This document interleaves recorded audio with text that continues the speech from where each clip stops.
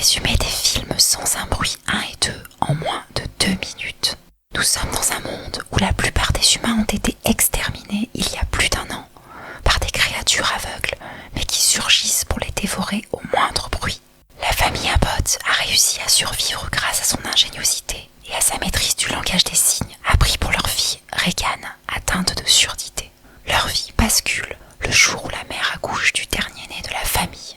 Elle fait malencontreusement du bruit, ce qui attire un monstre dans leur maison. Le reste de la famille réussit à l'abattre à l'extérieur. Et, pour sauver ses enfants, le père choisit de se sacrifier.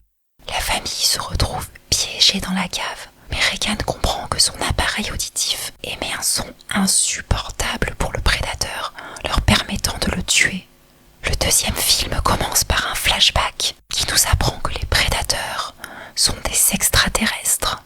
On retrouve ensuite la famille Abbott à la fin des événements du premier film, qui doit quitter sa maison ravagée et trouver d'autres survivants. La famille tombe sur Emmett, un de leurs anciens amis, qui a perdu sa femme et ses enfants. Une radio diffuse de la musique depuis une île voisine, ce qui donne l'idée à Regan de propager le son de son appareil auditif sur les ondes pour aider tous les survivants. En arrivant sur l'île avec Emmett, il découvre une colonie vivant paisiblement sans faire attention au bruit. Les prédateurs, ne sachant pas nager, n'ont jamais pu atteindre cet endroit.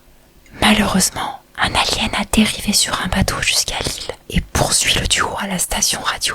Regan parvient à diffuser le son de son appareil et tue l'alien qui les poursuivait. Si tu veux savoir ce qui est arrivé à la mère de Regan et ses 2 frères, alors rendez-vous dans les commentaires. À savoir, le réalisateur des 2 films est John Krasinski, qui est aussi en couple dans la vie avec l'actrice principale Emily Blunt. Abonne-toi si tu ne veux pas louper ma prochaine vidéo.